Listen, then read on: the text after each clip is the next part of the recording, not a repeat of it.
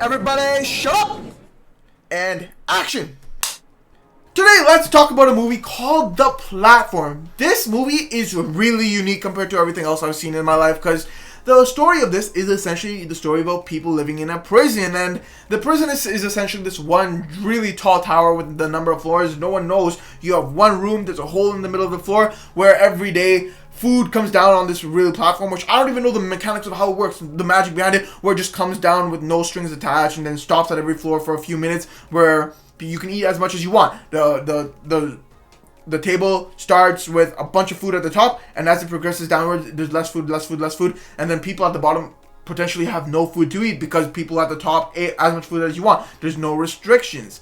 So how does this work? I mean, I don't know how it works, but it's an interesting story. It sounds lame because it's like the story of, oh my god, it's just people's lives in a prison, and there's just food that people can eat and some people won't be able to eat. Sounds mildly interesting not to watch. I saw a clip of it on TikTok, and it was like, okay, that intrigues me, piques my interest, and I was like, okay, I really want to watch this movie. So I watched it, and I'm gonna be honest, at the beginning, I was a little disappointed because the entire movie is a giant sort of metaphor for a political commentary per se, but like, so yeah, from that perspective, it kind of tires you out, and yes, it's long, drawn-out shots, not some sort of interesting story sort of movie, but it does have its own story of a guy who wants to take on this prison and try to save people's lives.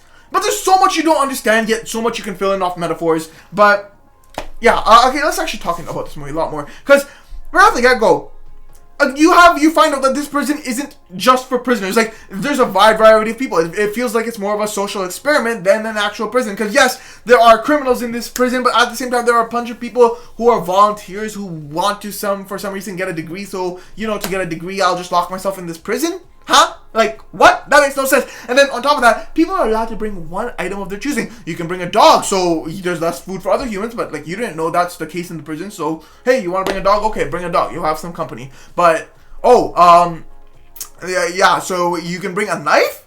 You can bring a katana?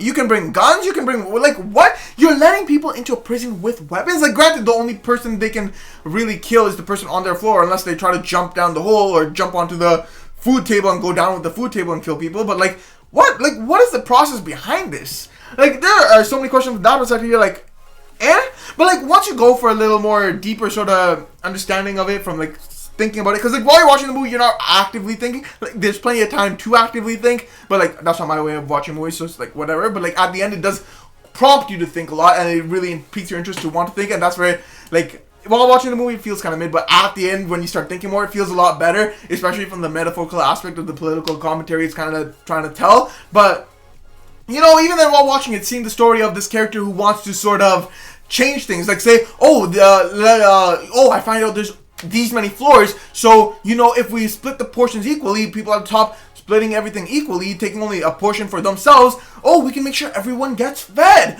so everyone will get a chance to live. So he's fighting for that, but then he quickly realizes that that's not gonna happen, because, oh my god, I was on floor 186 last month. I barely was able to survive after killing my inmate partner and eating them for food since no food was reaching me. Now I'm on floor 2, so I'm gonna eat as much as I want. I don't care, I'll piss on the food so no one else can enjoy the food.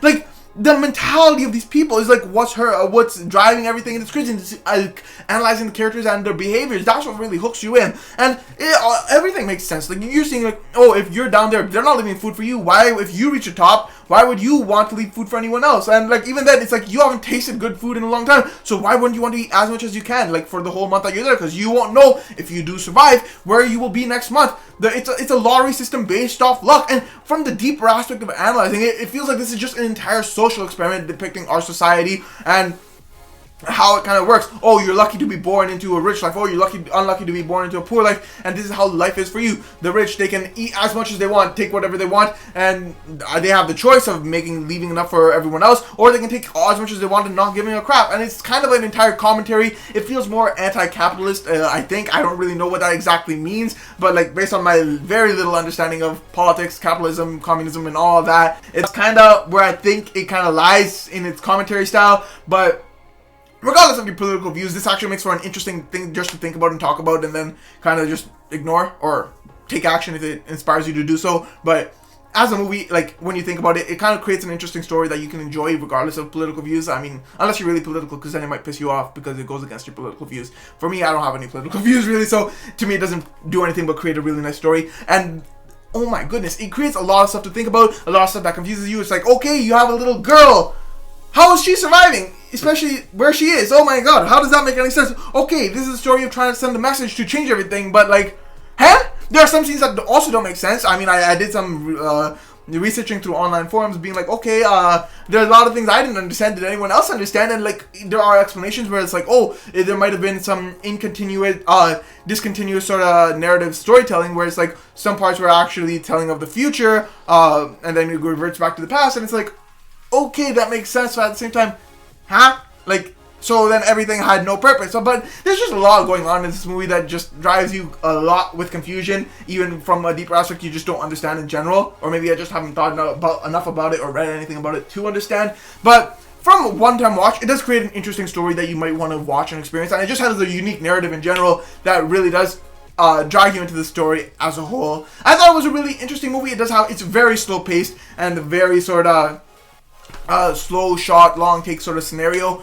but yeah, it made for a really interesting movie. But like, for me, it was like something I was just watching while playing Pokemon, because I just couldn't sit through it because it was very slow and not as interesting as I had expected it to be. But it had a unique storyline and that kind of does pique your interest to want to actually watch it and follow through, and does create a lot of thought for food. It creates a lot of food for thought, and it was just like an interesting movie to watch. All in all, I'd give this a 70%, especially from the thought process that you have at the end of the movie, and it evokes a lot of thought. I think that actually adds a lot to the film here, because like, I mean, it's one that's trying to evoke thought from you in general, and it does a good job of doing that, while it does leave a lot of confusion in general from the narrative storytelling. But hey, it is what it is. It has a lot of beautiful shots. It's a really interesting story in general. If you're very political, I might not suggest it to you, because you might not enjoy it unless you're anti-capitalist, but or whatever that is. But like, if you just don't care about political views and want a good story, this might evoke something good for you. It's an interesting story. But yeah, that's all I'll say. It's a really long drawn out movie, even though it's like an hour 35, hour 40, I think. But like, it feels long and drawn out, and just longer than that, and a lot of it doesn't make sense. It's just more for food for thought if you want to watch a movie like that. More of a film critique style movie, actually. Yeah. So yeah, if you like that, be sure to check it out. And that's all I really gotta say. Peace.